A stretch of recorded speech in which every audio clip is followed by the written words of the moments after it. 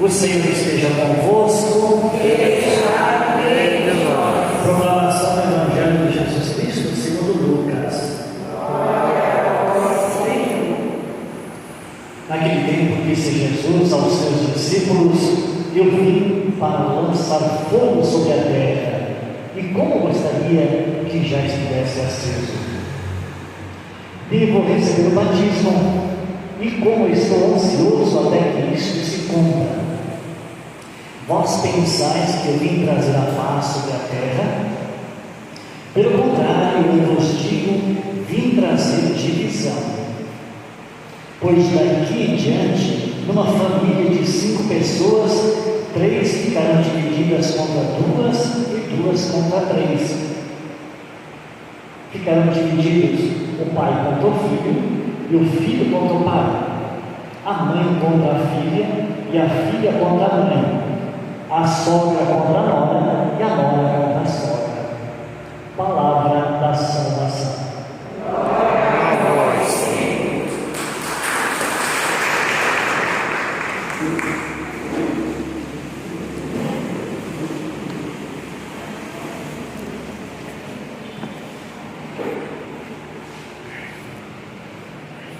Esse evangelho parece com um tom bastante contraditório, né? Parece um paradigma, parece algo que a gente não entende. Será que é isso mesmo que quer trazer para a gente? A gente sempre tem ouvido que Jesus, praticamente todo o evangelho, Jesus é aquele que traz a paz, é aquele que apazigua, que convence as pessoas, que traz unidade na comunidade, e por aí vai. Esse é o caminho que nós mais ou menos entendemos, né? Mas Jesus também realmente, ele pega firme. Quando é para vir ao encontro, para dizer as coisas diretamente, ele diz mesmo, né? Aqui já vem dizendo, através do evangelista Lucas, que eu vim para lançar fogo sobre a terra. Quando a gente, por aqui ou acolá na TV, a gente já está muito nesses últimos meses, até mais mês de agosto, setembro, na TV, em todo o estado, muitas queimadas, né? Fogo destruindo, devastando plantações, assim por diante. Quando a gente enxerga, ou na cidade ou mais próxima, a gente fumaça, a gente logo pensa que é fogo, e onde tem fogo, queima, né? A gente jamais pensa que as nossas residências, nossas casas sejam incendiadas, sejam queimadas. É justamente isso que Jesus vem trazer. Eu não vim trazer o fogo sobre, aliás, eu vim para lançar fogo sobre a terra, e como gostaria que já estivesse aceso. Aí vem um complemento mais adiante, pois daqui em diante, numa família de 5 pessoas, 3 ficarão divididas contra 2 e 2 contra 3. Trazer novamente aqui a divisão: o pai contra o filho contra o pai, a mãe contra a filha e vice-versa, e a sogra contra a nora e vice-versa. Então tudo vem trazer divisão. Nós, na nossa vida, imaginemos a nossa vida lá no início, sei lá, 10, 20, 30, 40, 50 anos, para que, conforme a idade de você, quando nós queremos os nossos filhos. Será que tudo aquilo que os nossos filhos fizeram ou estavam fazendo, a gente os deixava alegria? Ou a gente, lá pelas tantas, a gente puxava a rédea, a gente repreendia eles, a gente como que puxava a orelha? Como é que era a nossa formação com nossos filhos ou com nossos netos, talvez hoje? Será que eles cresceram assim, bem felizes, tranquilos, com o papai e a mamãe me deixava à toa, me deixava à vontade? Será que é assim? Será que foi assim? Muito pelo contrário. E o que nós podemos deduzir e trazer presente dessa nossa realidade lá na família para essa que nós temos aqui com Jesus. Lá, como que, entre aspas, existia como que uma divisão entre o pensamento do filho, ou do neto, conforme quem cuidava dele, e o pensamento do papai e da mãe, ou do vovô ou da vovó. Porque o filho pensava, eu estou livre, eu posso fazer tudo que quero. O papai e a mãe dizem, opa, não, calma, esse não é o caminho, não. Portanto, aí tem uma divisão. Aí tem uma divisão de pensamento entre uma forma de pensar meu filho e outra forma de pensar meu papai e a mãe, que tem mais experiência, logo é quem está ainda aprendendo. E esta leitura do Evangelho, ela é bem similar. Trazer essa divisão, este fogo, isto é, queimar e dividir o que está contra ou contrário ao reino de Deus. Aquilo que está contra o reino de Deus, Jesus disse assim: vou lançar fogo sobre esta terra para destruir aquilo que está contra o reino de Deus. Por isso que quando traz também finalmente dividimos pai contra o filho, filho contra o pai, é nessa similaridade, nessa singularidade que nós temos presente, e muitas vezes o pensamento do filho é totalmente diferente do papai. Por que o filho não pensa que é o pai? Por que ele vai, muitas vezes, tem muita diversidade, muita intriga, muita briga, papai e mamãe contra o filho? Porque assim, o filho tem que ainda aprender, porque não tem a experiência de vida. E aqui vem dizer Jesus também na nossa realidade e na nossa vida. Por vezes a gente tenta caminhar longe dos caminhos do Senhor, e é por isso que nós caímos e que nós pecamos. Por quê? Porque nós tentamos caminhar sozinhos, e aí vem Jesus dizendo: opa, essa não é a forma de nós trilharmos e de nós caminharmos. Por isso que vem trazer a divisão e o fogo para destruir essa situação de pecado, aquilo que nos desvia do caminho do Senhor, para nos tirar e destruir, para nós nos aproximarmos mais da realidade de Deus.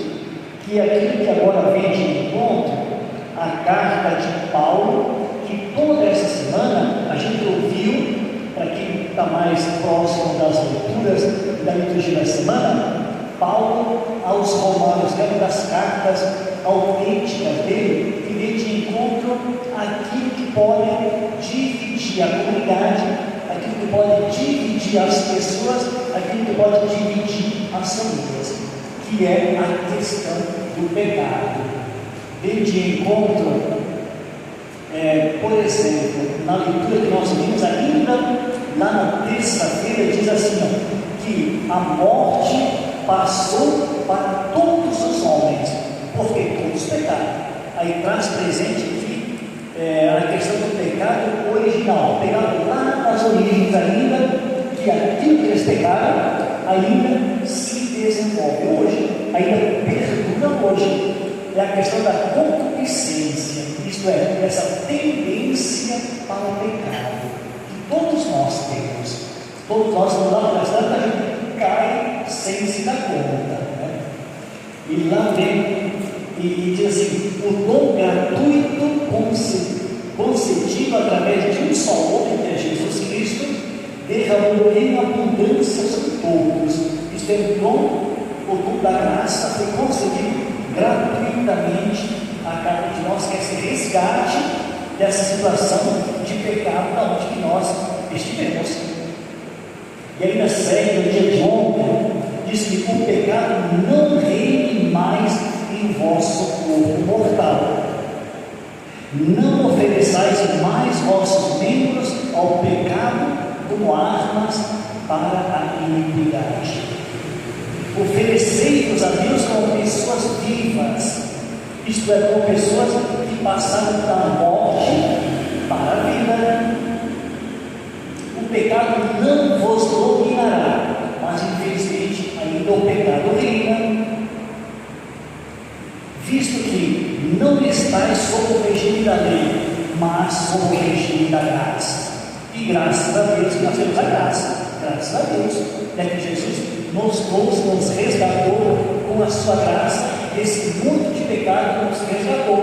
graças à graça, e não aquilo que nós comportamos enquanto capacidade de sair dessa situação. Não, mas justamente pela graça que nós somos filhos, que Ele nos resgatou. E vem de encontro a hoje também, libertado do pecado e como escravos de Deus, frutificais para a santidade até a vida eterna, que é a meta final. A nossa meta é a vida eterna, que a gente inicia quando? Desde o nosso batismo. E o batismo é isso, justamente essa peregrinação até a vida eterna. É o marco da pedra inicial da nossa vida eterna, é justamente lá o batismo. Com efeito, a marca do pecado é a morte. A gente passa pela morte devido ao pecado. A gente morre devido ao pecado. E aí que morre também o pecado nosso, justamente com a morte. Mas o dom de Deus é a vida eterna em Jesus Cristo nosso Senhor. Graças a Deus. Graças a Deus. A gente pode estar no pecado, pode estar mergulhado em diversas dificuldades, mas graças a Deus que nós temos a graça de Deus que nos resgata e nos leva para a vida eterna. É importante que nós tenhamos desejo de chegar. Nós temos presente Zaqueu quando queria ver Jesus. Por que Zaqueu queria ver Jesus? Ele, para ver Jesus, ele era baixinho, ele subiu uma árvore e Jesus estava passando. Nesse desejo de ver Jesus, aí se encontra algo, um comportamento diferente de Zaqueu. Zaqueu tem algo de diferente dele, todo esse comportamento, essa situação de caminho errado, de pecado, de transgressão da lei do Senhor, por caminhos que não eram nos conformes do Senhor. Aí ele reconhece e quer ver a pessoa de Jesus. E aí ele sobe na árvore e Jesus logo percebe a sua necessidade e diz assim: Zaqueu, desce ali que hoje mesmo vou querer cear da tua casa. E por que é que Jesus entrou lá na casa de Zaqueu? Será que é porque tinha uma casa bonita? Será porque era uma casa limpa? Será que era porque Zaqueu era santo? Será que porque Zaqueu era diferente dos demais? Não, Jesus, será que outra coisa? Será que Jesus ele entrou na casa de um pecador para se contaminar? Será que foi por isso? Muito pelo contrário. É justamente evitar a situação. Reconhecer que nós somos limitados, que existe uma saída, que existe Jesus, que Ele quer entrar na nossa vida, no nosso coração, e nós reconhecemos limitados e pecadores, e Ele vem e entra e ceia conosco, faz a ceia conosco. Isso que é bonito. Jesus quer entrar, embora a nossa situação seja ruim, seja de pecado, seja suja, não conforme os desígnios do Senhor, mas Ele quer entrar. Isso que é bonito. Reconhecer que Jesus quer entrar, apesar das minhas e das nossas limitações. Ele quer entrar para quê? Para Ele comungar com aquela situação de pecado lá? Não. De modo que eu possa me converter e me libertar daquela situação. Vamos trazer presente, já que estamos no mês de outubro, que nós lembramos e celebramos São João Calado. Eu pude participar de uma bela procissão domingo, não sei se alguém pôde participar também de vocês domingo, lá na paróquia Mãe da Divina Providência até acabada, que foi muito bonita a procissão e também a celebração. E nós não podemos esquecer também a espiritualidade que São João Calado nos traz. Ele também tinha uma visão da proximidade daquilo que significa o pecado. Ele traz uma resposta também para cada um de nós. O sacerdote é o novo Cristo. O sacerdote é o novo Cristo. Eu deveria dizer, portanto, ter sempre vivido como Jesus e de acordo com o Evangelho. Tudo para todos, para levar a todos a pessoa de Jesus. Pelo contrário, dizer, veja bem, Santa Bárbara, que é um santo. Pelo contrário, vivi sempre entre propósitos e quedas. Isto é, amanhã começa de novo. E lá para tanto dizem, mas hoje foi um dia cruel e dos piores, mas amanhã começa de novo. Nunca propriamente numa rigorosa correspondência a esses compromissos. Não obstante, Jesus nunca me abandonou. Eu reconheci que Jesus nunca me abandonou. Sempre me seguia de perto. Vejam bem que espiritualidade. Falava-me através de inspirações íntimas, dizia-me que o amasse, que fosse totalmente dele, deixando-me no coração um amor muito grande para com as almas. Isso é o que eu sempre senti e de modo muito especial estou sentindo agora. Este sentimento intenso eu já havia manifestado à vossa reverendíssima, que me disse ser o mesmo de Jesus. Sim, eu sei, mas não sei como é que Jesus pode vir a mim. Certamente para fazer triunfar a sua misericórdia e exclusivamente para isso. Para que nós queremos Jesus na nossa vida? Mas eu encontrei Jesus, e o que é que você vai fazer com ele agora?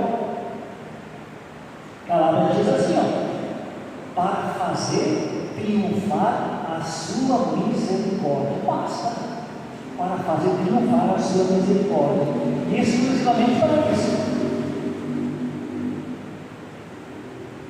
Vossa reverendo Pai, enquanto a obediência me deixar encarregado nesta obra, sinto uma intensa e imperiosa necessidade de sustentar e fazer com que se cumpra tudo aquilo que eu mesmo sinto e que Jesus me disse.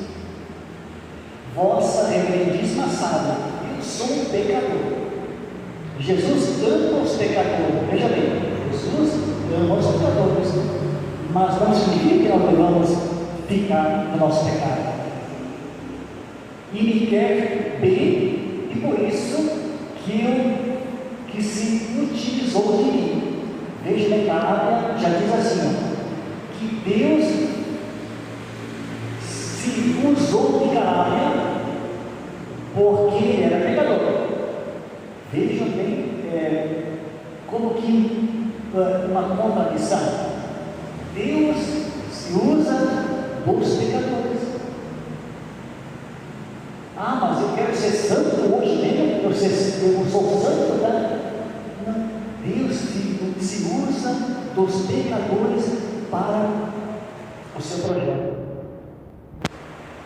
Para mim, basta-me apenas amar Jesus, nunca mais ofendê-lo como o único pecado venial deliberado.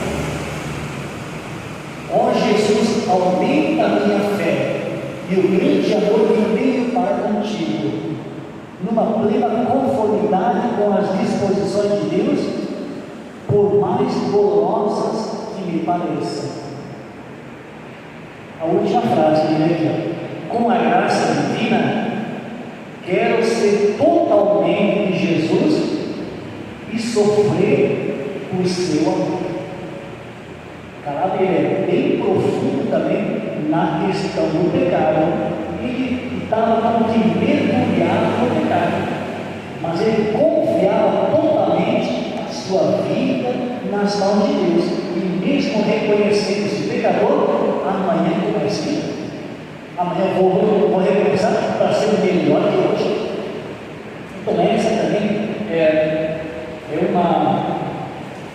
uma pena também para cada um de nós, embora a gente esteja mergulhado nas nossas dificuldades, nas nossas limitações, pecados, aí nunca desanimar,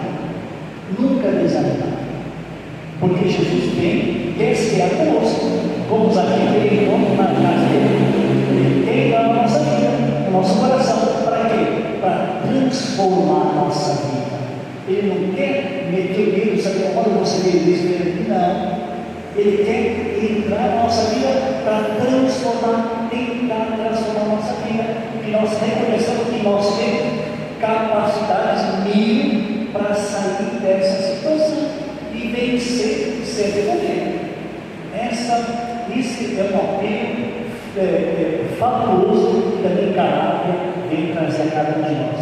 Então teremos essa plena confiança em Deus, em Jesus, que Ele está aí, quer entrar na nossa vida e quer ajudar a transformar, a sair daquela situação. Por vezes a gente se sente pecador, desastroso, desastrado, mas Ele entra e reconhece a nossa boa vontade.